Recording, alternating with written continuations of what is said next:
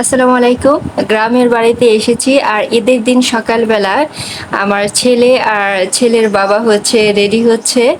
তো আমরা ঈদের ২ দিন আগে এসেছিলাম। আগে ভিডিও দিয়েছি একটা যে আমার বাড়িঘরের অবস্থা একদমই নোংরা হয়েছিল, খারাপ অবস্থা। তো সেগুলো সারা রাত দিন ভরে পরিষ্কার করে আরকি থাকার মতো অবস্থা করেছি। আর এটা হচ্ছে ঈদের দিন সকালবেলা। ছেলে আর ছেলের বাবা হচ্ছে রেডি হচ্ছে, নামাজে যাবে, ঈদগাহ মাঠে যাবে। তো সুন্দর করে নতুন জামা কাপড় পরে রেডি হচ্ছে। ছেলে আমার বড় হয়ে গিয়েছে মাশাআল্লাহ। ছোটবেলায় রেডি করিয়ে দিতাম আর এখন বড় হয়েছে, কোনো কিছু ধরতে দিচ্ছে না, বলছে যে আমি একাই পারি। তো একাই সে রেডি হচ্ছে।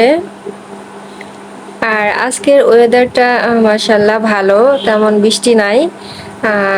রোদ উঠেছে সকাল সকালই। আমাদের বাড়ি থেকে ঈদগাহ মাঠ বেশি দূরে না, কাছেই। তো এখন ছেলের বাবা আর কি রেডি হয়েছে, এখন আর কি নামাজ পড়তে যাবে। আর আমি এই দিকে ঘরের কাজগুলো সেরে ফেলবো, রান্নাটাও বসিয়ে দিয়েছি। লাবিব রেডি হওয়ার পর বলছে যে মা আমার কয়েকটা ছবি তুলে দাও, সুন্দর করে রেডি হয়েছি। তো আমি রেডি হওয়ার পর আর কি ছবি তুলে দিয়েছি। আর এখন হচ্ছে নামাজে চলে যাবে। আমি যখন ছোট ছিলাম তখন ঈদের দিন দৌড়ে ঈদগাহ মাঠে যেতাম, আর এখন আমার ছেলে যাচ্ছে। আমরা যখন বাড়িতে আসি তারপর থেকেই বৃষ্টি ছিল ২ দিন। আর মাশাআল্লাহ আজকে ঈদের দিন তো বৃষ্টি নাই, আবহাওয়াটা খুব সুন্দর, ঠান্ডা একটা পরিবেশ। গ্রাম যেহেতু এমনিতেই ঠান্ডা থাকে, অনেক গাছপালা থাকে। যাই হোক, আমি ওদের বিদায় দিয়ে আর কি রান্নাঘরে এসেছি। সকাল সকালই হচ্ছে রান্নাটা বসিয়ে দিয়েছি, পোলাও রান্না করেছি, গরুর গোশত রান্না করতেছি। তো যাতে নামাজ পড়ে এসে আর কি খেতে পারে। আর মিষ্টি জাতীয় জিনিসগুলো রাতে রান্না করে রেখেছিলাম। আমি আমার লাইফস্টাইল ব্লগে অন্য কারো ভিডিও ধারণ করি না, ফ্যামিলি মেম্বারদের। তো আমি আমার সন্তান আর কি আমার কাজকর্মগুলোই দেখিয়ে থাকি, কারণ এক একজন ভিডিওগুলো এক একভাবে আর কি নেয়। সে কারণে দেখা যায় যে আমি আমার মধ্যে এই ভিডিওগুলো সীমাবদ্ধ রাখি, বাইরের পরিবেশ বা বাইরের লোকজন তেমন একটা আমার ভিডিওতে আনি না। যাই হোক, রান্নার ফাঁকে একটু বের হয়েছিলাম, একটু হাঁটাহাঁটি করে তারপর হচ্ছে আবার কাজে হাত দেব। তো গ্রামে যেহেতু এসেছি, গ্রামেই বড় হয়েছি, তারপরও যেহেতু এখন ঢাকা থাকি আর ঢাকা থেকে বাড়িতে এসেছি, সবুজ গাছপালা দেখে অন্যরকম একটা সৌন্দর্য আকর্ষণ আর কি কাজ করে। গাছের প্রতি এমনিতেই আমি অনেক বেশি দুর্বল। তো আমার রান্না প্রায় শেষের দিকে, এখন পোলাওটা দমে দিয়ে দিব, সেই কারণে কিছু কিশমিশ, কাঁচামরিচ, ঘি আর কি উপরে ছিটিয়ে তারপর হচ্ছে এখন ৫ থেকে ১০ মিনিটের জন্য দমে রেখে দিব, তাহলেই কিন্তু হয়ে যাবে। রান্নাটা সকাল সকালই শেষ করলাম, কারণ শরীর অনেক বেশি ক্লান্ত। আসার পর থেকেই দেখা যাচ্ছে যে ঘর দোর পরিষ্কার করতে করতে অনেক কাজ আর কি করা হয়েছে, ধোয়া মোছা।